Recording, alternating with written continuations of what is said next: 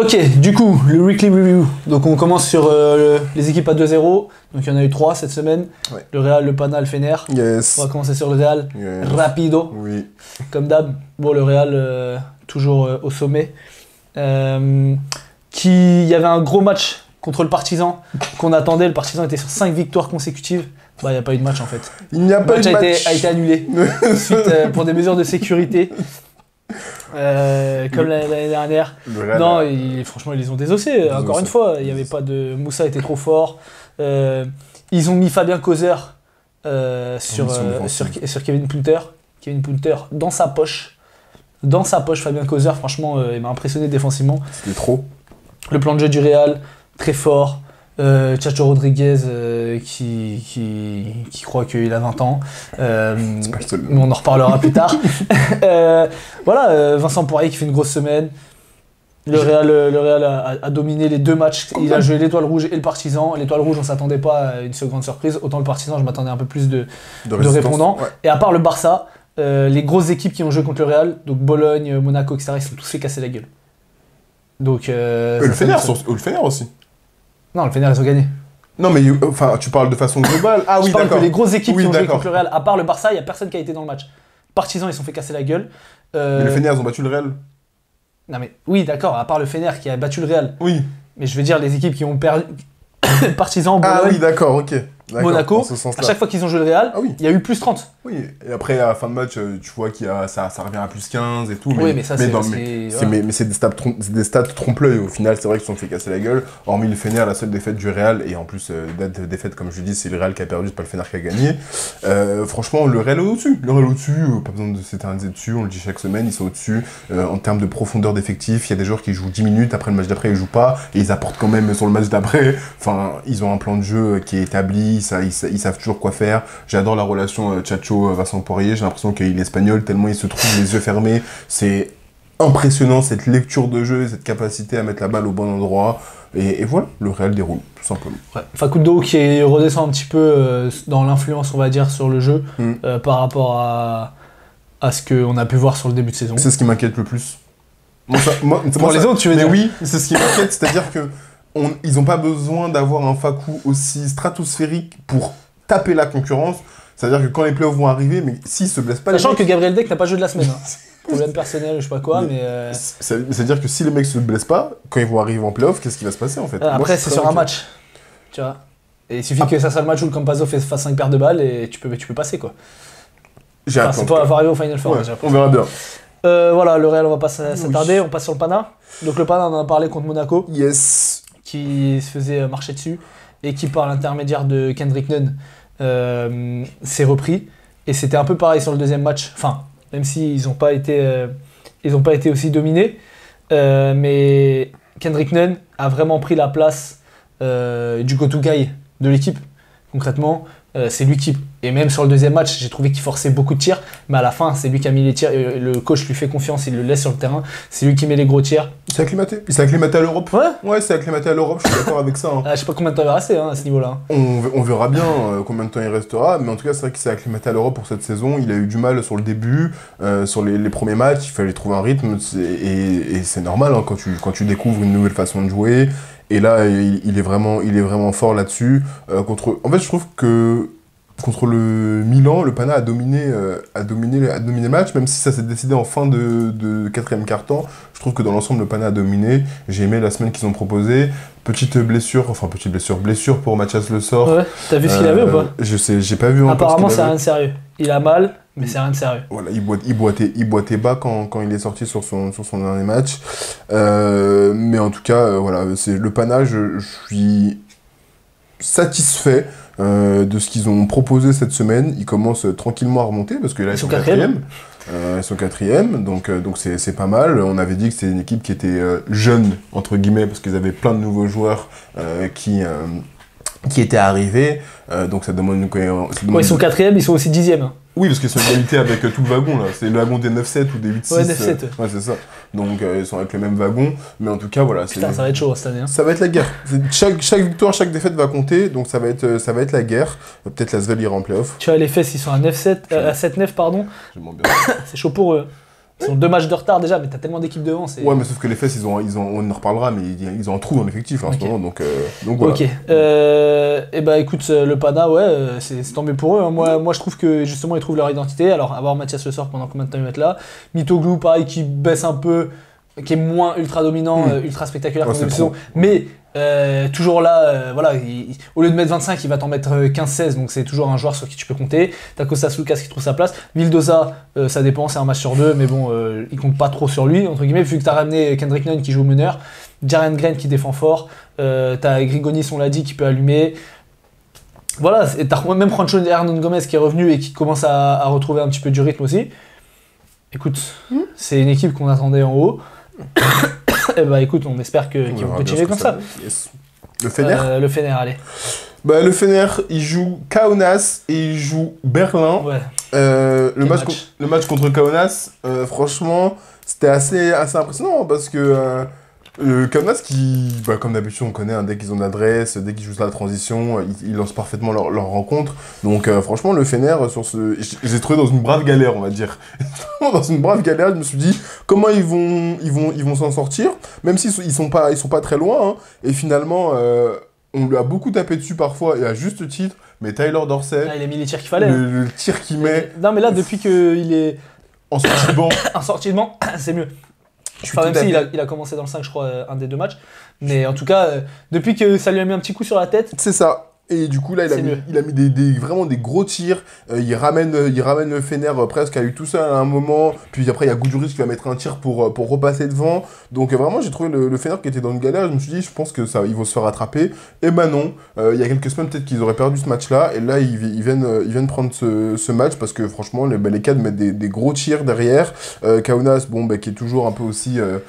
sur de l'adresse, Keenan Evans bien entendu qui était dans les bons coups. Ouais, mais tu vois, moi j'ai trouvé que Kaunas joue pas assez sur Keenan Evans. Oui, en fin de match. C'est ce que j'allais dire, c'est Keenan Evans toujours dans les bons coups pour aller provoquer, etc. Mais il touche pas assez la balle en fait. Mais t'as les deux là, les deux nouveaux là, Edmond Sumner et Austin Hollins. Ça y est, c'est pas votre équipe. Je sais vous êtes des quinries tout ça, mais t'as un mec comme Keenan Evans qui est fort comme ça et en plus c'est dans un bon joueur, faut lui donner la balle. Moi j'ai trouvé que voilà, bon bref, on n'est pas sur Kaunas mais sur Fener, mais oui, mais en tout cas voilà, le Fener et Tyler Dorsey franchement qui prennent celui-là. Et après contre Berlin, vous connaissez mon amour pour l'Alba. Non mais blague à part. J'ai regardé le match. J'ai regardé les 2 matchs de Berlin. Tu vois? Alors, est-ce que c'est pas mieux que les matchs de l'ASVEL? Non, c'est pas mieux. Franchement, c'est pas mieux, gros. C'est mieux, c'est pas mieux. Je suis désolé. C'est une équipe, même sur le début de match, ils dominent et tout contre le Fener. Ils font des interceptions et tout. Tu vois que sur le demi-terrain, ils peuvent rien faire. Ils peuvent jouer que sur de la transition. Sur demi-terrain, ils ne peuvent rien proposer à part si tu trouves Matt Thomas pour qu'il ait des tirs. Voilà. Sinon, il n'y a rien du tout. Je préfère Matt Thomas, Gabriel Procida, Johan Estiman. Non, mais parce que toi, t'es pas lucide. Je suis désolé. L'ASVEL, malgré le fait qu'ils perdent comme Berlin, ils proposent. Il y a eu des matchs, non, le match contre le Barça, ils étaient pas loin. Il y a eu toute une série de matchs qu'ils ont perdu où ils étaient pas loin. Le Maccabi, ils étaient pas loin, etc. Donc je suis désolé. Tu me dis Berlin, j'ai regardé les 2 matchs de Berlin. On en reparlera parce qu'ils ont fait une grosse performance, mais le match contre le Fener, je savais très bien, même quand c'était serré, je savais très bien que le Fener allait les taper. C'était sûr. Mais bref, revenons sur le Fener. Et ben, du coup, le Fener qui prend aussi victoire logique contre Berlin. On va pas se mentir, on n'est pas là en train de dire ah Berlin ils avaient tapé le Fener, même si Berlin fait une surprise. Donc non, mais voilà, franchement. Alors, 2 choses par rapport au Fener. La première, c'est on sait que Jasikevicius et Calates avaient été ensemble, donc Jasikevicius en tant que coach et Calates en tant que joueur à Barcelone. Calates avait eu des commentaires une fois qu'il était parti un peu pas très sympa pour Jasikevicius. Il le retrouve au Fener et bah apparemment ils sont plutôt bien arrangés. On va voir parce que attends, sur les 2 matchs, Calates c'est lui qui tient le Fener. Hein. On va voir. Tu sais, là, il y a la com. Il y a ce qui se passe. Mais je te parle pas de com, je te parle sur le terrain. Ce qui se passe sur le terrain. Et après, tu sais, souvent quand tout va bien, après, mec, quand tu gagnes des matchs, t'as rien à dire. On verra sur le long terme. On verra. Non, mais d'accord. En tout cas, donc ça, c'est la première chose. Mais Calates, oui, monstrueux. Ça, je suis d'accord. Il fait 13 passes, je crois, sur le deuxième match. Sur le premier match, l'équipe joue bien quand il est sur le terrain. Donc, vrai meneur de jeu. Et deuxième chose, j'ai trouvé que Jasikevicius, je le trouve apaisé, moi. Alors ça, tu peux dire c'est de la com, mais c'était un mec, on sait qu'il aimait bien gueuler, il était toujours en train de... Un peu coach européen, grand coach européen. Bah là, tu le vois, il est calme, même pendant les temps morts, il parle tranquille et tout. Moi, je trouve, je sais pas si c'est remis en question après Barcelone, mais en tout cas, bon, j'ai pas trouvé non plus que le départ d'Itoudis et l'arrivée d'Jasikevicius ait changé grand chose dans le jeu du Fener. Autant Podzeko, tu vois, quand il est arrivé, t'as clairement vu la différence. Autant là, ils avaient déjà commencé à mieux jouer, c'est ce que je t'avais dit, même quand il y avait Itoudis, qu'ils s'appuyaient moins sur le tir à 3 points à outrance, qu'ils s'appuyaient un peu plus sur les intérieurs. On a aimé aussi voir Papagiannis, parce qu'en gros, j'ai l'impression que Jasikevicius, c'est Sertac-Sanli ou personne. Alors, bon, sur le premier match, il est pas mal. Sur le deuxième match, il joue que 5 minutes. Et il veut pas faire jouer Papagiannis. Et quand il fait rentrer Papagiannis, et qu'ils arrêtent de croire que c'est Blake Griffin à lui lancer des alley-oops, même s'il est capable de le faire, mais on dirait qu'il peut jouer que sur ça. Ils l'ont trouvé un peu sur du post-up, ils l'ont trouvé un peu sur du pick and pop. Comme par hasard, ça marche. C'est fou, hein. Ah, clairement, non, mais clairement, et en plus, on le dit pas souvent, mais défensivement, le Fener, surtout sur le match contre Berlin, c'était pas mal. Après, c'est contre Berlin, quoi. Après, c'est contre Berlin, c'est ça, mais on peut quand même souligner ça et de dire que la défense était pas si mal, même s'ils ont eu moins de réussite, mais en tout cas, en défense, je trouvais ça pas si mal, et finalement, ils font 2-0. Donc, belle semaine pour le Fener. Ouais. Et sur ce match-là, contre Berlin, Scottie Wilbekin voilà, a été relativement fort sur le match, donc a mis des gros tirs. Il fait une grosse semaine. Hein, comme il sait faire, peut-être que vous le retrouverez un peu plus tard dans une autre rubrique. Merci bien. Ok, alors on passe sur les équipes qui ont fait 1-1. Tu veux parler de qui? L'Étoile Rouge. Ah bah tu voulais pas parler de Berlin? C'est ton moment là. D'habitude on va en parler, mais l'Étoile Rouge, parce qu'on l'a dit, ils ont fait une semaine, ils ont perdu le premier match contre le Real. Ouais, et logique. Bon, logique, parce que quand tu joues le Real, tu te fais frapper. Mais ils ont gagné le deuxième match contre le Maccabi. Et je vais pas dire beaucoup de choses, mais nous sommes apparemment en 2013, année où Milos Teodosic a été monstrueux. Mais là, c'était n'importe quoi sur ce match-là.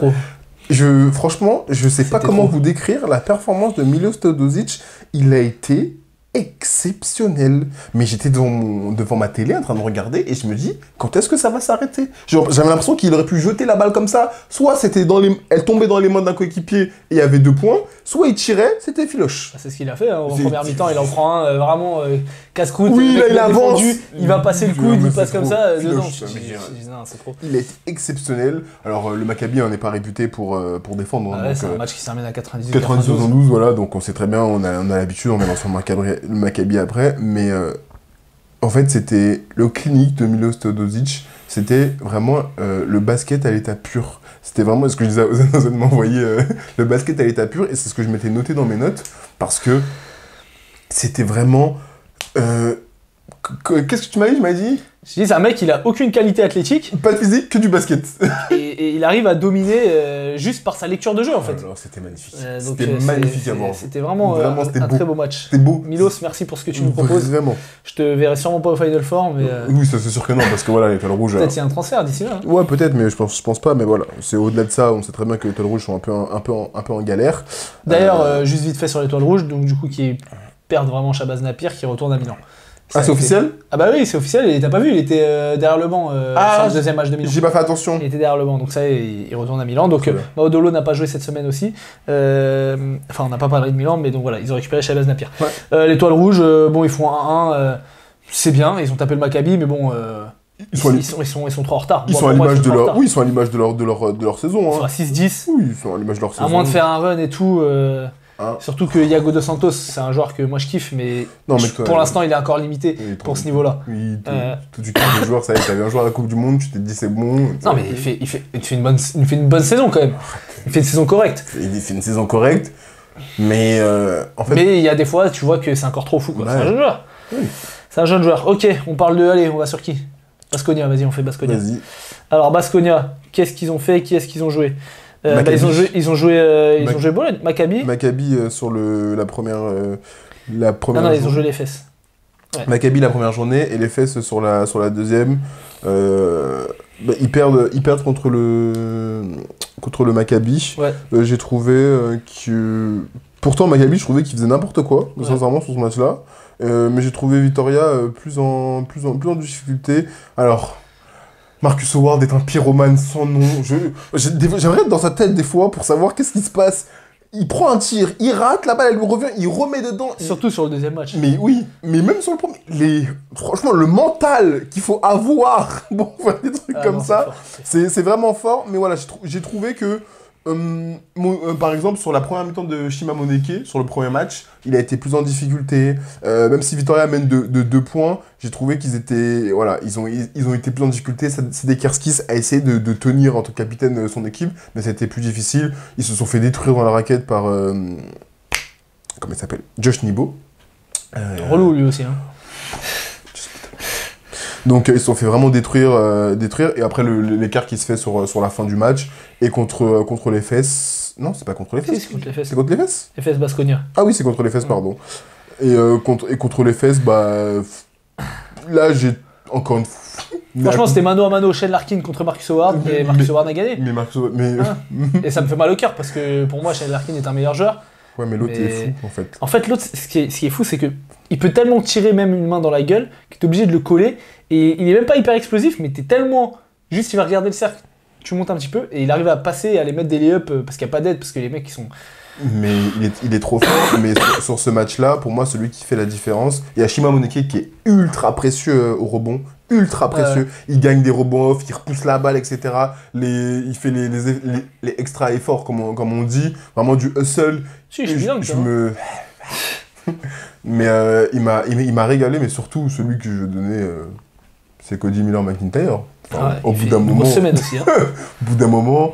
Alors que franchement, sur le début de saison, on se disait qu'est-ce qu'il fout là, ce mec-là. Marcus Howard, oui, il va régaler. Il fait 14, 9, 10 sur le deuxième match. Mais Cody Miller-McIntyre, il maîtrise. Et c'est pas sur le premier où il fait un double-double. Il fait deux double-double d'affilée, mais il fait quasi triple-double sur le deuxième.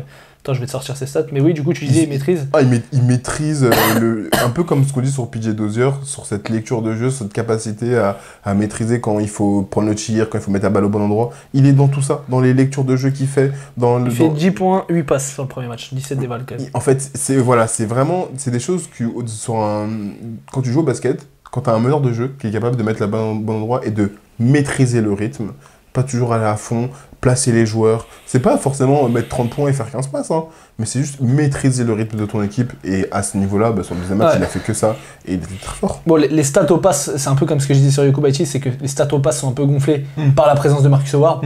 Parce que lui, souvent, il garde la balle tête de raquette, t'as une sortie pour Marcus Howard, l'autre il allume, et vu la forme dans laquelle il est, bah voilà, ça monte un peu.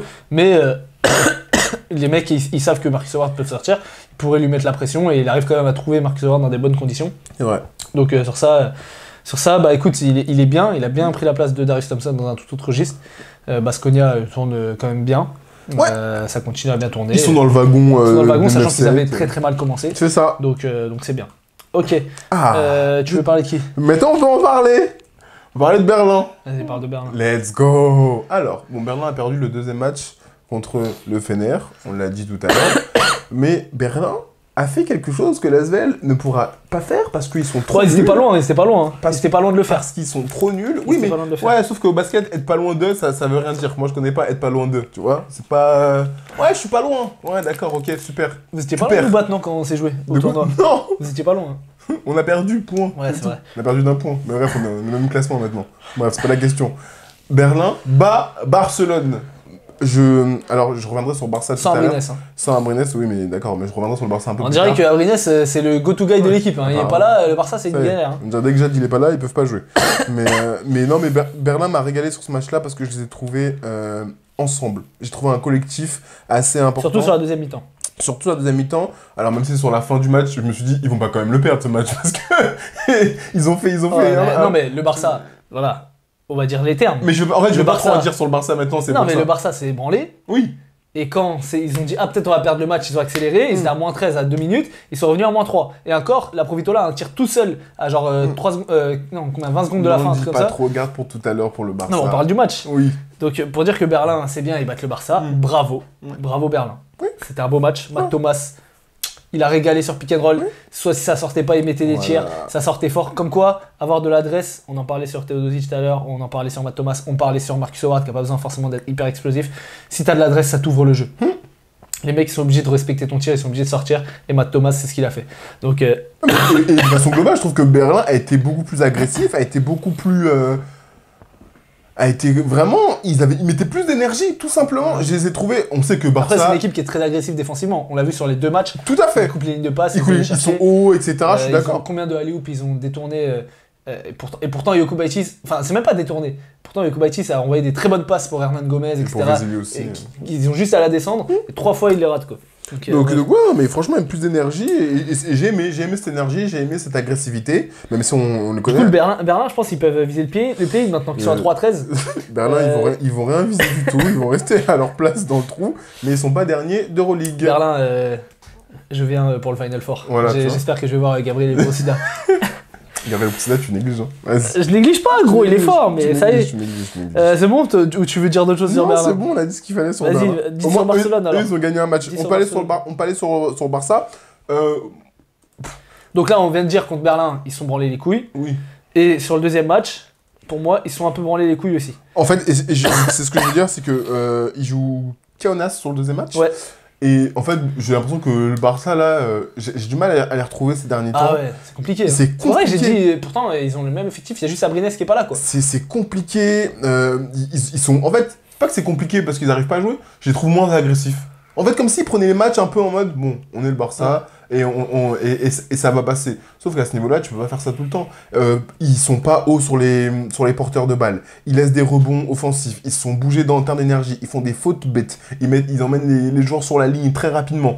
Donc au bout d'un moment, les gars, vous êtes Barcelone, ils ont des joueurs, il y a Jabari Parker, il y a Yann Vezeli, il y a William Hernan Gomez, Thomas Satoransky, Nicolas Provitola. Enfin, il y a des joueurs au bout d'un moment, ils ont un effectif relativement complet. Au début de saison, ils étaient en concurrence avec le Real pour être sur la place de deuxième. Là, j'aime pas du tout l'attitude qu'ils ont à prendre un peu le match en dilettante. Allez-y, quoi. Même parce que contre le Barça, pas du tout contre Kaunas. Tu vois, par exemple, un exemple type, ce que je me suis noté, Barça commence avec un 5-0, je me dis, ils sont bien rentrés dans leur rencontre, ils prennent un 11 ou un 13-0 derrière. Je me dis, mais au bout d'un moment, c'est pas possible de faire ça. Tu es Barcelone, je regarde pas Berlin, là. Tu vois, Berlin fait ça, je me dis, et la preuve, le match contre Berlin, je me suis dit, tiens, Berlin, il va perdre, parce qu'à un moment, comme tu l'as très justement dit, Berlin, je me suis dit, ok. Et si on était plus agressif, si on arrêtait de perdre des balles à la con aussi, et si on sortait fort, bizarrement, ils ont la relance, ils ont la transition, et à ce jeu-là, ils sont plus forts. Et ces derniers temps, je trouve qu'ils le font moins. Ils se reposent un petit peu trop sur leurs acquis. Bon, du coup, pour le Barça, qu'est-ce qui va pas? Moi, il y a un truc quand même que je constate, et qui est une constante depuis le début de saison, c'est que dans les plus-minus, William Hernan Gomez, il est toujours catastrophique. Et toujours Yann Vezeli. Et on le voit sur le dernier match, il joue de moins en moins William Hernan Gomez. Et pourtant, quand tu le vois sur le terrain, tu te dis, ok, mais des hooks, il est capable de... Mais... ça ne marche pas. Une passoire. Ouais, mais du coup, peut-être faire jouer James Nagy un peu plus, faire comprendre. Alors, ça me fait chier parce que William Hernan Gomez, c'est un joueur que j'aime bien. C'est un joueur qui a montré que c'était un joueur de très haut niveau. Maintenant, s'il défend comme ça va pas passer. Vezeli n'est pas plus fort que William Hernan Gomez, intrinsèquement parlant. Pas maintenant, mais... Non, mais voilà. Et pourtant, quand Vezeli est sur le terrain, le Barça est une toute autre équipe. Oui, parce que l'autre, c'est une passoire. On aime William Hernan Gomez, on a vu que c'est un fort joueur, il a les deux mains, il est capable de faire beaucoup de choses, mais c'est une passoire. C'est que sur pick and roll, il se fait attaquer. Là, sur ce match-là, si je prends le match de Kaunas, Biroutis, c'est Shaquille O'Neal.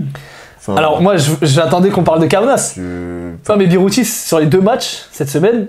On va en parler de Kaunas. Mais ce que je veux dire c'est que par rapport au Barça, je veux dire que ça reste Biroutis. Hein, c'est un mec qui fait 2-20 etc. Et tu peux me dire que tu te fais battre une fois de la même façon. Ok. Mais tu peux pas te faire battre 4 fois, 5 fois, 6 fois de la même façon. Enfin, au bout d'un moment, il faut peut-être connecter son cerveau. Et je suis d'accord avec toi. Et c'est aussi ça le problème, c'est que William se fait détruire. Sur pick and roll, il se fait attaquer en permanence. Dès qu'il est sur le terrain, c'est pas un plot parce que ça serait difficile, mais on n'est pas loin de ça, quoi. Et du coup, forcément, le Barça est en galère. Et en plus de ça, tu couples là ça quand les extérieurs ne veulent pas trop défendre et quand t'as Yokubaitis qui rentre sur le terrain, qui fait une entrée. Oui, c'est vrai que bon, ce serait bien d'avoir un deuxième. Parce que Brizuela, c'est pareil, il fait des stats et tout, mais en termes de plus-minus, c'est toujours la merde sur le terrain. Donc les mecs ne défendent pas. Et du coup, forcément, t'as des équipes qui en face se disent c'est le Barça, allez vas-y on va attaquer. Alors après à la fin c'est que le Barça a quand même un certain talent offensif. Oui, il y a des joueurs. Des joueurs qui peuvent mettre dedans. Et surtout la Provitola. Donc voilà, le problème il est là pour moi. Le problème il est que les mecs ne défendent pas assez. Et du coup, le Barça qui est plutôt une équipe qui est assez réputée pour être défensive, et en plus on le voit quand ils mettent des pressions défensives, mais tu suffoques. Mais sauf qu'ils le font pas de façon régulière. Ouais, bah écoute, le Barça, c'est vrai qu'on n'est pas vraiment rassuré Non, vraiment pas. par leurs performances ces dernières semaines. Même contre l'Asvel, tu vois, c'est une équipe qui aurait dû leur mettre une fessée. 30 points, normalement. Et c'est un match qui se joue dans les 100, je crois qu'il y avait 100 à 92. Et voilà. On va voir, hein, est-ce que ça va s'améliorer? Qu'est-ce qu'il va falloir changer pour que ça s'améliore? Parce que à ce rythme-là, déjà, je pense qu'ils vont se faire rattraper par d'autres équipes. Et en plus de ça, même si tu te fais pas attraper, tu vas arriver en play-off. C'est quoi ton identité de jeu? Ça va pas suffire. Juste la Provitola qui met des tirs. Clairement. Tu peux pas gagner, tu peux pas aller loin. Et quand t'es le Barça aujourd'hui, tu veux pas jouer un Final Four. Tu veux gagner le titre. Donc voilà. Sur le Barça, on peut parler de Kaunas du coup. On peut parler de Kaunas, bien sûr, Voilà. avec plaisir. Alors, Kaunas, moi, je veux dire quand même. Donc déjà, Keenan Evans, c'est un top joueur d'Euroleague. Oui. C'est un top joueur d'Euroleague, ce mec. Sortez-le de Kaunas. s'il vous Ah, plaît. donc ça, c'est autre chose. Non, sortez-le de Kaunas. Deuxième chose, Lonas Birotis, moi je trouve que c'est un joueur qui a énormément progressé. C'est un joueur qui jouait très peu en début de saison, qui rentrait que pour 1 ou 2 minutes. Tu sais, les grands à la Boban Marjanovic, à qui on fait pas trop confiance, vas-y, va prendre un ou deux rebonds, mets un ou deux dunks. Là, dans les déplacements, il est très bien. Alors, c'est pas un joueur à qui, encore pour l'instant, tu vas vraiment donner la balle en bas, qui va avoir des moves. Mais il arrive à se placer, il va prendre des rebonds offensifs, il va gêner en défense. Il sort, pour un mec de sa taille, il sort très fort sur les steps, il arrive à ralentir les meneurs. Donc moi je suis impressionné, c'est un joueur, bon, il est jeune, il a 26 ans, mais qui avec un gabarit comme ça, qui peut essayer d'espérer aller plus loin, sachant que les pivots de grande taille de ce genre-là, même si il n'est pas au niveau d'un Walter Tavares, en Europe, eh ben, ça peut marcher. Et pour la sélection nationale aussi. Donc moi j'ai bien kiffé Birutis sur cette semaine. Il me régale. Et Kaunas, voilà, qui reste fidèle à eux-mêmes. Toujours dans le tir à 3 points. Alors, Kaunas, ils ont gagné un match ou pas cette semaine? Parce qu'on avait dit les équipes qui font un. Ils sont un partout. Ok. Ils perdent contre le Fener et ils gagnent contre. Ils gagnent justement contre. Barça. Ils gagnent contre mais non, ils gagnent pas contre le Barça. Barça Non, fait pas pas 0-2. Non, pardon, je te dis des bêtises. Ils gagnent contre le. Non, ils font 0-2. Ils perdent Barça et ils perdent le Fener. Ils ont fait 0-2. Ouais, ils font 0-2. Bon, c'est pas grave, on a un peu dévié, mais c'est pas grave. Oh, Du coup, voilà, Kaunas qui, comme d'hab, a un peu du mal à défendre, qui revient souvent dans les matchs avec de l'adresse extérieure, mais ça suffit pas. On l'a dit sur le premier match contre le Fener, où ils auraient dû donner plus la balle à Keenan Evans. Ils sont un peu éloignés de ce qui a marché. J'ai trouvé ça dommage. Alors oui, Edmond Sumner et Austin Rollins apportent des choses. Ouais, mais mais ils apportent des choses. Oui, mais dans l'adresse, ils sont bien intégrés, etc. Ça, ils sont contents de pouvoir tirer. Mais tu vois, Thomas Dimsa ou enfin, il y a d'autres shooters. Les Cavicius, Butkevicius. Voilà. C'est des mecs qui, ils savent. S'ils n'ont pas pu avoir leur tir directement, ils vont pas faire 70 dribbles sur place. Alors ils vont jouer à pick and roll et tout. Les deux Quinry là, je parle pas de Keenan Evans, mais les deux autres, c'est un peu limite. Donc voilà. De qui on n'a pas parlé? Tu veux parler du Maccabi un peu? Oui, on peut parler du Maccabi. Ils font un partout sur la semaine. Après, alors, ils gagnent Vitoria et ils perdent. Grosse victoire. Hein. Grosse victoire et ils perdent. Ils perdent Étoile rouge. Ça, c'est une grosse défaite. Parce que Milos Teodosic, c'est Kobe Bryant. Non, il a fait 13 passes, mon gars, c'est Kobe Bryant. Waouh. C'est une piste Kobe. On t'aime, mais faut pas mentir, t'as vu? C'est vrai, faut pas mentir. C'est comme il y en a qui arrivent parce que Kobe il est mort, on dit il est top 3 all time. Frérot, Kobe on t'aime, mais t'es pas top 3 all time. On garde ça pour une prochaine vidéo. Mais non, mais donc oui, franchement, grosse victoire du Maccabi contre Vitoria. Je vais commencer par là. Moi, j'ai mis Josh Nibo en MVP de ce match-là. Moi, j'ai mis Bonzi Colson. Parce que c'est lui qui met les tirs à la fin. Ça aurait pu être un des deux, je suis d'accord avec toi. Mais en fait, là où je veux en venir, c'est que dans la raquette, en fait, ils les ont tabassés. Bonzi Colson, James Webb et Josh Nibo, ils se promenaient dans la raquette. C'était trop. Victoria ne pouvait absolument rien faire. Alors même si de l'autre côté, t'as Marcus O'Brien, le pyromane, franchement, ils les ont bien cognés. L'écart, par contre, se fait à la fin. Se fait à la fin du match. Vraiment dans les 5 dernières minutes, mais aussi parce que Victoria, je trouve qu'ils ratent leur dernier quart-temps. Donc non, franchement, le Maccabi fait un bon match. Ils sont plutôt adroits en plus sur ce début de match contre Victoria. Moi, je me suis régalé et vraiment, Josh Nibo, quel animal! On le sait déjà, hein, mais quel animal! mais athlétique, physique. En fait, il t'impacte. Et surtout sur 40 minutes, au bout d'un moment, je pense que je vais être cuit, genre. Ah, mais sur le deuxième match, là, entre lui et Bolomboy, ça se la foutait. Ça se mettait des bons coups. Mais ouais, bah écoute, moi, le Maccabi, il y a quand même des joueurs que j'aimerais. Alors, Lorenzo Brown, qui est pas encore au niveau auquel on pourrait l'attendre. Wade Baldwin, ça dépend des matchs. Mais il y a des joueurs qui sont hyper constants. T'as parlé de Josh Nebo, je parle de Roman Sorkin et de Tamir Blatt. Qui est genre deuxième meilleur passeur d'Euroleague en 18 minutes, un truc comme ça. En plus de planter, il plante de fou malade, genre. Trop. Et c'est pareil, c'est un mec qui a un gabarit. Tu te dis pas qu'il est joueur de basket professionnel. Et franchement, je sais pas quel âge il a, mais l'efficacité qu'il a au tir, moi je suis impressionné. Je suis impressionné par l'efficacité qu'il a au tir, sachant qu'il a un peu pris la place de Dante DiVincenzo, qui est blessé, qui était pareil dans un petit gabarit dans l'adresse à 3 points, sauf que lui, il fait en plus de 5 passes par match. Donc, il a quel âge du coup ? J'arrive pas à trouver son âge. Ok, d'accord. Ça fait pas qui c'est. Et Tamir Blatt, Tamit Blatt. Et en plus, tu mets Black, c'est pas Tamir Blatt. Ah ouais. Oui, donc bon, là c'est chaud, ouais, il y a de la surchauffe, il nous reste un tas d'équipes. Donc Tamir Blatt, très fort, très bon joueur, 26 ans, voilà, qui est encore, on va dire encore dans la jeunesse, enfin plus trop, mais bon. Ok, Olympiakos. Ça fait un partout. Toujours à leur académie de jeu, par contre il peine à trouver de l'adresse. Thomas Walkup qui est pas au niveau qu'il a eu sur le début de saison, Mousfal toujours bon, Milutinov toujours en dessous, Alec Peters pareil qui est un peu redescendu comme Mitoglou. C'est une équipe qui peut s'appuyer sur un fond de jeu, donc pour moi qui a vraiment des bases solides. Par contre il va falloir qu'ils améliorent un peu leur efficacité en attaque. A noter que Mousfal a fait un match à 8 contre Lasvel justement. 7 ou 8 8. Nouveau record personnel en Euroleague. Donc voilà pour l'Olympiakos qui reste dans le wagon. Bologne, pareil, un partout. Mais justement, ils se sont affrontés à Bologne-Olympiakos, donc c'est un super match. Hein. Franchement, on s'est régalé, ils ont fait un partout. Bologne qui va prendre ce match parce que l'Olympiakos ne sait pas faire des contre-attaques correctes, préfère tirer à 3 points. Non mais le tir pour la gagne là, de Larenzakis, j'ai pas compris. Je n'ai pas compris. Mousfal ne joue pas de la fin de match. Il laisse Milutinov alors que Mousfal fait un super match. Il remet Mousfal, il fait un stop, il met un contre. Larenzakis, il part, il s'arrête à 9 mètres, il tire, il rate. Frérot. Surtout qu'ils ont une contre-attaque, en plus, je sais pas pourquoi ils font ça, bref, c'est très mal géré. En plus, ils sont à plus 2. Mais oui, c'est très mal géré. Daniel Hackett, il bon quête.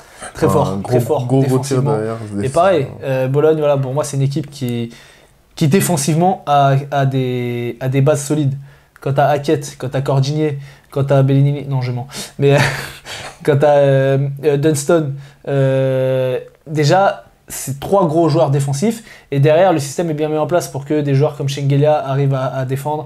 Derrière t'as Iffelenberg aussi qui apporte offensivement surtout. C'est une belle équipe, on l'a déjà dit. Ils sont à 1-1, donc là ils battent l'Olympiakos, ça c'est bien, et ils perdent contre Valence. Alors Valence, on va en parler, tiens, on va enchaîner aussi sur Valence. Valence, c'est une équipe, moi j'arrive pas à comprendre comment ils arrivent à continuer à gagner des matchs. Je comprends pas. Mais en fait, c'est juste que défensivement, c'est très très fort. En fait, c'est ça. Enfin, dans le rythme qu'ils imposent, c'est toujours des matchs à faible scoring. C'est ça. Et c'était... Regarde, bah là, voilà, j'ai noté ça. Valence, en deuxième mi-temps sur le match contre Bologne, ils encaissent 24 points. Alors qu'ils en prennent 47 en première mi-temps. Ils ont verrouillé. Et voilà, et en fait Valence, c'est toujours des matchs comme ça, à très faible scoring. Quand ils ont tapé le Barça là, il y a 1 ou 2 semaines, c'était pareil, ils les ont amenés dans des matchs à 70 points. Et après, ça se joue sur les fins de match, et en fin de match, c'est tu vas avoir le meilleur... Qui va avoir des plus grosses couilles que Chris Jones. C'est ça, et en fait, sur la gestion, encore une fois, du rythme et des Ou que Brandon Davis, parce que Brandon Davis a mis un tir dur à mi-distance. Il veut rien savoir. Hein. Mais Chris Jones, trop fort. À la fin de match, Chris Jones est trop fort. Et t'as Cassius Robertson, qui était dans les meilleurs scoreurs de Liga ACB apparemment l'année dernière. C'est le commentateur qui a dit ça, j'ai pas été vérifié. Qui se réveille enfin. Pareil, c'était un peu comme Marcus Howard en début de saison. On se disait, mais pourquoi il prend ces tirs-là? Il prenait des tirs de ouf. Là, il commence à mettre dedans. Et Valence est toujours dans le wagon. Franchement, on les attendait pas si haut. Donc bravo à eux. Milan. On l'a dit, on en a parlé tout à l'heure, Nicolo Melli. Ouais, voilà, Nicolo Melli. Merci franchement, de nous faire aimer le basket. Moi, je sais pas ce que Ettore Messina leur a dit, parce que t'as des mecs comme Nicolo Melli, comme Stefano Tonut, qui ne voulaient pas jouer. Ils avaient la balle, ils étaient là que pour faire des passes. Stefano Tonut, c'est devenu Leandro Barbosa, frère. Il attrape, jab step, il va mettre des tomates. C'est un ouf. j'ai jamais vu jouer comme ça. Enfin, ça fait quelques semaines qu'on le voit jouer comme ça. Et c'est pareil pour Nicolo Melli. Depuis que Mirotic n'est plus là, alors je sais pas, est-ce que c'est peut-être Mirotic qui bridait les gens. Mirotic, en tout cas... Je pense pas qu'il brille les gens, mais tu sais que quand t'as Mirotic, ben, il va avoir de la balle, il va avoir la balle, il prend de la place, donc c'est normal, t'as moins de tirs. Là, Nicolo Melli a t'as toujours Shevon Shields qui est au top niveau. Qui est au top niveau, même s'il y a un match où il est un peu passé au travers, je crois que c'était contre le Pana, il est un peu plus discret. Mais oui, Milan a fait une semaine correcte, on va dire. Après, je crois qu'il joue l'Asvel, donc t'es obligé de gagner. Et sur le deuxième match contre le Pana, ils ont été un peu moins bien sur la fin du match surtout. Ouais, et voilà. Et donc il récupère, on l'a dit, Shabazz Napier. Ouais. Il y a Ismaël Kamagaté qui commence un petit peu à rentrer dans la rotation. Quelques minutes, ouais. Qui joue un petit peu, alors plus sur le premier match que sur le deuxième. Retour de Billy Baron, qui lui aussi peut faire du bien parce que c'est un sacré pistolero. Il a pas mis de tir à 3 points sur les matchs, mais par contre, du coup, dès qu'il craigne son tir à 3 points, il a réussi à trouver des petits layups assez faciles. Donc Milan, à voir. Est-ce qu'ils ont pas autant de retard que l'Étoile Rouge, si Milan sont loin. Milan, ils sont à 6. Ils sont comme l'Étoile Rouge. Ouais, ça va être compliqué. Ils sont loin. Ça va être compliqué. Ok. De qui est-ce qu'on n'a pas parlé? Le Bayern. Le Bayern. On n'a pas parlé du Bayern. Et on n'a pas parlé de Sylvain Francisco. Parce que le match qu'il fait contre le Fener. Non, c'est contre Monaco, pardon. Monaco. Oh là là. En plus, ça m'aide. Il prend un premier tir. Il dit à son... Non, le premier tir c'est bon. Après, il prend un deuxième tir à 3 points, genre direct, ça, il le met. Son coach, je sais pas ce qu'il lui dit et tout. Là, si on arrive à l'avoir en interview, on le demandera. Il dit, hey, laisse-moi et tout. Le coach, il dit, ah ouais, moi je suis un PD, vas-y. Il appelle Leandro Bolmaro. Okay, troisième action, tir à 3 points, bucket. Il a dit, bon, vas-y, après, Leandro va t'asseoir. Il y a eu temps mort. On a vu Sylvain, il est rentré en premier après. Non, franchement. Non, Sylvain, et ça, et pareil que ce qu'on disait par rapport à Keenan Evans, Sylvain met 11 points d'affilée parce qu'il met un lay-up aussi. Il fait 2 passes décisives juste après. Pourquoi il ne joue pas plus sur lui? Et c'est surtout qu'il remet le Bayern dans le match. Oui, parce que le Bayern était à la rue. Ils étaient à moins 20 et quelques, etc. Contre Monaco, ils se faisaient froisser comme pas possible. Monaco, défensivement, il était en train de les tuer. Et en attaque, il mettait dedans. Et là, il y a le coup de chaud de Sylvain. Il met 11 points, comme tu l'as dit. Il fait 2 passes D. Je me dis, il va avoir la balle. Laissez-le créer, en fait. En plus, sur les 2 passes qu'il fait, on voit un mec qui est mature. Et c'est ce que disait aussi, je crois que c'est Ali Traoré qui disait ça. Un mec qui est mature, parce que normalement, tu me montres qu'on a filé, tu vas encore tirer. À un moment, il arrive, il sort fort. Petite passe, 2 points. Je me dis, ok, super. Continue à jouer sur lui. Non, ils ont arrêté. Et voilà, ok, vous avez arrêté. Et qui fait une grosse première mi-temps contre les fesses aussi. Oui.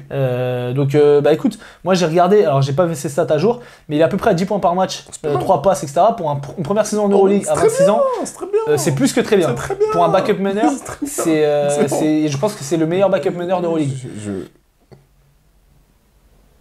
Si tu comptes Eli Okobo comme un... gros, vas-y, sors-moi les backup meneurs. Il est plus fort que Jokubaitis. Est-ce qu'il est plus fort? C'est en termes d'expérience, il est peut-être moins fort que Chacho Rodriguez. Ouais. Mais aujourd'hui, à l'heure actuelle, est-ce que l'un est plus fort que l'autre? C'est des styles totalement différents. C'est différent, c'est sûr. Mais on parle du meneur backup de la meilleure équipe d'Euroleague. Bologne, c'est qui leur meneur backup? Ils ont même pas de premier meneur. C'est Hackett qui joue meneur, mais je sais pas c'est qui leur deuxième meneur. Je sais même pas c'est qui. Je réfléchis. Ils ont Payola? Si, ils ont Payola. Ouais, mais non. Mais il est plus fort que Payola. J'ai regardé Payola, il a 4 points, un truc comme ça. À Monaco, si tu comptes pas Eli Okobo, et encore Eli Okobo, on peut dire que ça se tape entre guillemets. En tout cas, c'est un des top meneurs, un des top backup meneurs d'Euroleague pour une première saison. Ah, mais quand il rentre, c'est toujours il a cette capacité d'être pétard ambulant, ça on le sait déjà, son premier pas est dévastateur, et en plus de ça, quand il met dedans, il est infernal. Donc non, franchement, ce qu'il apporte, c'est très bien, qu'il continue comme ça. Il a montré du caractère sur ce match-là et sur les autres, et le Bayern est toujours plaisant à voir. Et donc voilà, ils font une semaine, correcte, quoi. Il nous reste du coup Partizan et Efes. Donc on va faire Partizan en rapide. Partizan pareil qui fait 1-1. Ils se font découper par le Real. Donc tu peux pas vraiment leur en vouloir. Ils étaient sur 5 victoires d'affilée. Pareil, ils ont une identité forte. Ils ont un franchise player. Ils ont une raquette avec vraiment Bruno Caboclo qui est arrivé et qui a vraiment pris une place très importante. Et offensivement et défensivement. Tous leurs grands sont capables de s'écarter. Tous leurs grands sont capables d'attaquer le cercle et de mettre des paniers près du cercle. Ils ont un effectif qui est quand même costaud, parce que quand c'est pas Punter, c'est Nonali. Alors là, ils ont pas Abramovic, mais il va pas être absent toute la saison non plus. T'as PJ Dozier, on l'a déjà dit, qui joue meneur et qui joue meneur très bien, qui joue très bien meneur, C'est très bien le français. Donc voilà, le Partizan, je sais pas qui joue la semaine prochaine, je sais pas si t'as le truc sous les yeux, Oui, je te dis ça tout de suite. mais là ils sont tombés sur un os avec le Real. Et ils battent Valence, ils battent Valence et ça se joue à la fin. En fait, c'était un bon match contre Et Valence hein. d'ailleurs, c'était intéressant parce qu'ils sont alignés, ils ont mis 3 grands aussi. Ouais. Ils ont commencé avec Davis, Inglis et Comment il s'appelle c'était pas Claver. Hein. Comment il s'appelle Non, c'est leur grand Boubacar Touré. Oui. Ah. Mais ils sont fait dégommer parce que Zach Lodès était trop fort sur ce match-là. Et la semaine prochaine, ils jouent Bologne. Ah, ça va être intéressant. Ça va être très intéressant. Et tu vois, moi je vois Partizan plus fort. Mais Bologne, à chaque fois, ils sont dans le match, et à la fin, ils passent devant. Donc, Avec l'autre assassin de Marco Bellini. Ok, FS qui fait 0-2 0-2. Bah. sur cette semaine. Donc, Ils ont récupéré Rodibi. ils ont récupéré pas mal de joueurs. Ils ont récupéré Zizic, Elijah Bryant, Bryant, ça fait déjà une Rodrigue semaine, Bobois. je crois. Oui, Rodrigue Bobois. Et je crois qu'il y en a un autre qui est revenu aussi, mais je sais plus qui c'est. En tout cas, il reste que Will Clymer, je crois, à l'infirmerie. Ouais, donc Et déjà, Derek Willis. et donc ça, c'est bien. Après, ils sont tellement loin, les Fesses. En fait, j'ai l'impression que dans les matchs, ils sont pas loin parce que Shane Larkin. Mais la finalité, c'est qu'ils perdent à la fin parce que, en fait, ils jouent des collectifs. Là où les Fesses jouent parfois trop d'individualité. Et ça se ressent contre Vitoria. C'est Vitoria qui joue. Si je dis pas de bêtises. Oui. Oui, c'est Vitoria. C'est ça où on dit il y a un duel avec Marcus Howard, bah, ils sont punis à la fin. Sean Larkin il met des tirs des fois. Ouais, mais à la fin il les met plus. Mais à la fin c'est ça. Il met des tirs pour tenir les fesses, mais à la fin il les met plus et du coup les fesses coulent quoi. Et contre le Bayern, bah, Darius Thompson serait bien qu'il se réveille. À un moment il avait un petit sursaut et là en ce moment c'est catastrophique. Et contre le Bayern ils se sont découpés aussi parce que dans la raquette ils se sont fait tabasser par Uturu et Andras Hops a mis beaucoup de tirs aussi qui ont aidé. Et le Bayern en fait a maintenu son avance, donc FS 0-2. Moi j'aimerais juste revenir par rapport justement ils ont eu pas mal de blessés et du coup ils ont recruté des joueurs surtout à l'intérieur parce qu'ils ont sorti, il y avait des joueurs qui étaient déjà dans l'effectif sur les postes extérieurs. Hein? Me demande pas les noms. Non bah je veux dire Tyreek Jones qui oui, recrue, Oturu, oui Oturu oui, et Mike Dome. Bah excuse-moi, les trois ils sont arrivés, ils ont montré qu'ils avaient le niveau Euroleague. Hein. Clairement. Oturu, il a pris la place de Tyreek Jones, il fait un énorme match contre le Bayern, au contre, etc., même dans l'agressivité près du cercle. Tyreek Jones, on en a déjà parlé, monstrueux, et Mike Dome, le mec qui rate pas aussi. Donc en fait, mettez un vrai coach quoi. Je pense qu'il y a ce qu'il faut quand même. Alors faut défendre aussi, c'est bien beau d'être fort offensivement. Mais je veux dire, quand t'as une raquette Oturu, Jones, Zizic, Mike Dome, c'est quand même pas dégueu. Hein. T'as de quoi faire. C'est quand même pas dégueu. Quand t'as des extérieurs, Shane Larkin, Rodrigue Bobois, Elijah Bryant, même si après t'as des joueurs de complément, Ertem Ghazi ou Osmani, etc. T'as de quoi faire, non? T'as de quoi faire, je suis d'accord. Voilà, ok. On a fait le tour, un gros tour sur le Weekly Review. On passe au top et au flop. Yes. Allez, c'est parti, les tops et les flops. Alors, qu'est-ce que t'as mis comme top?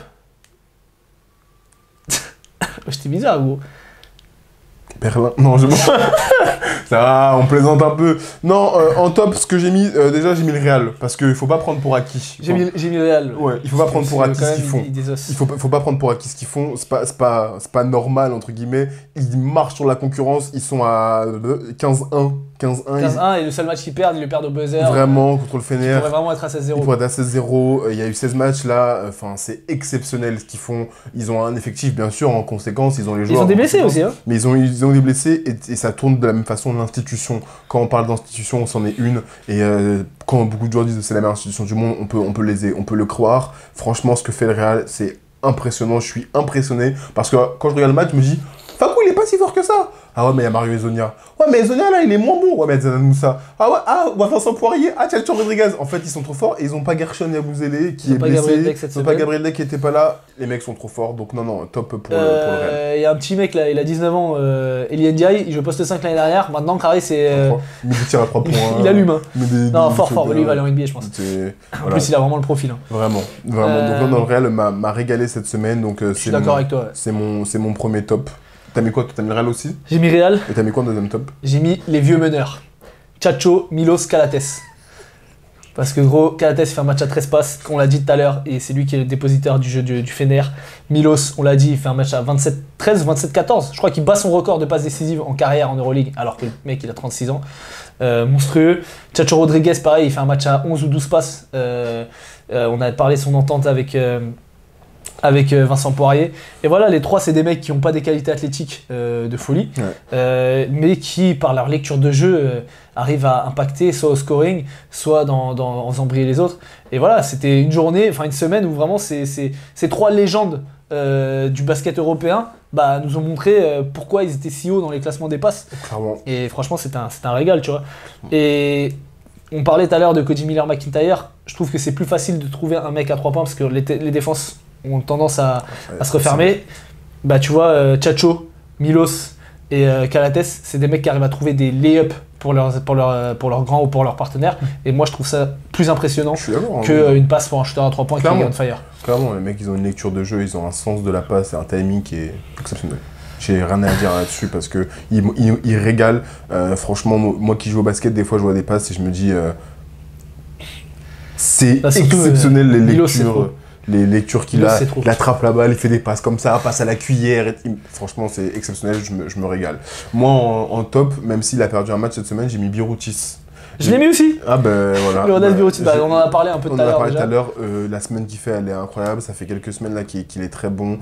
C'est un grand qui fait.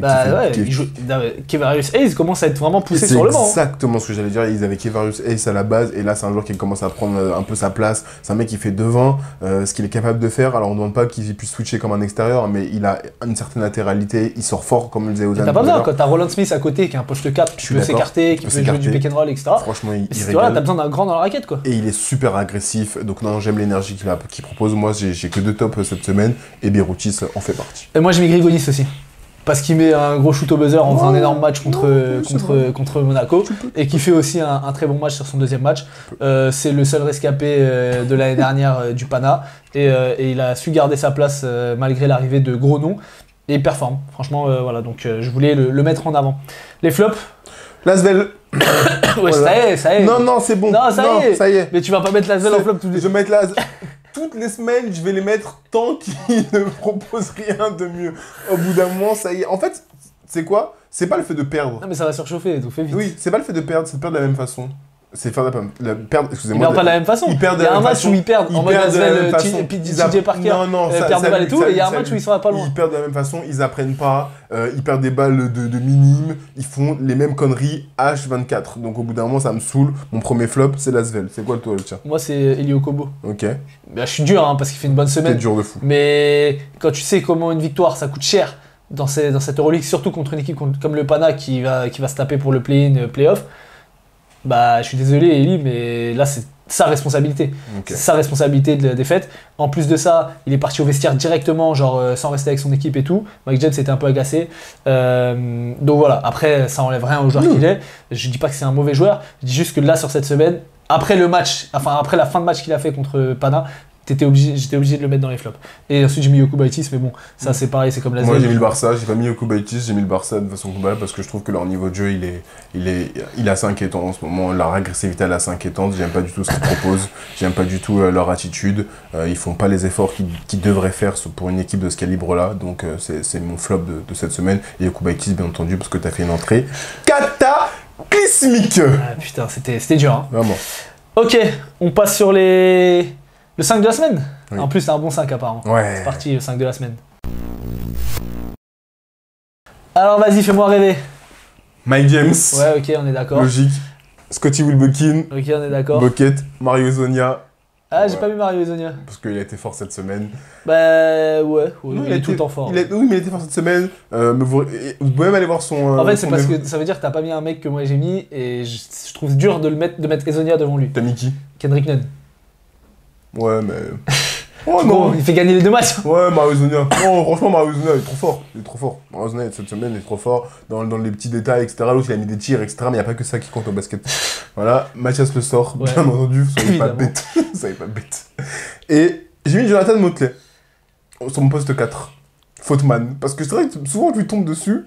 Mais cette semaine, avec le Fener... Après, on lui a jamais tombé dessus pour sa performance offensive. Non, mais cette semaine, j'ai aimé ce qu'il a apporté. Il a pas trop fait de fautes, un peu quand même, voilà. Mais ça l'a pas empêché de jouer en tout cas. Exactement, et non, il a été bon cette semaine, j'ai aimé vraiment les efforts, après offensivement on sait ce qu'il apporte, donc Jonathan Motley pour moi cette semaine. Moi j'ai mis Vincent Poirier, même si c'est beaucoup grâce à Chacho, mais il a 15 points de moyenne sur la semaine. C'est mérité. Il a dominé, voilà, il prend des rebonds, il met des contres, il met des alley-oops. Voilà quoi. Non, je suis d'accord. Quand il n'y a pas Mathias Le Sort, tout se passe bien. Vous l'avez mis 3 posters quand même. Ouais, bah, attends, c'est qui parce qu'il y a un mec qui a essayé de lui monter dessus. Il a dit, je sais plus ce qu'il s'était. Ça a pas marché. Mais attends, c'est qui a essayé de monter aussi? Il y a eu un autre truc. C'est Autoroute qui met un contre. C'était contre qui? Ils ont joué contre qui? Bon, bref, il y a Autoroute, à un moment, il met un contre. Genre sur une tentative de dunk, là, 2 pieds et de main. Ouais, mais je sais plus qui c'est. Bref. Ok, bah écoute, c'est bon, on a fait le tour. Ouais. Tu vas pouvoir aller manger avec ta belle famille. Parce que tu m'as dit que t'allais faire. Ah, ok, tu mens en fait. Tu vas. Ok, bref. Ok, bon, eh ben, on a fait le tour. Je vous dis à la semaine prochaine pour la. Ce sera la dernière journée de la phase aller. Déjà. Journée 17, ouais, ça passe vite. Et donc voilà, n'hésitez pas, comme d'hab, on a passé les 900 followers, donc bientôt les 1000. N'hésitez pas à liker, n'hésitez pas à commenter aussi, ça nous fait kiffer de pouvoir échanger avec vous dans les commentaires. Papa Gallo, je sais que t'es réactif quand on met des vidéos, donc c'est cool. Et voilà, et à la semaine prochaine.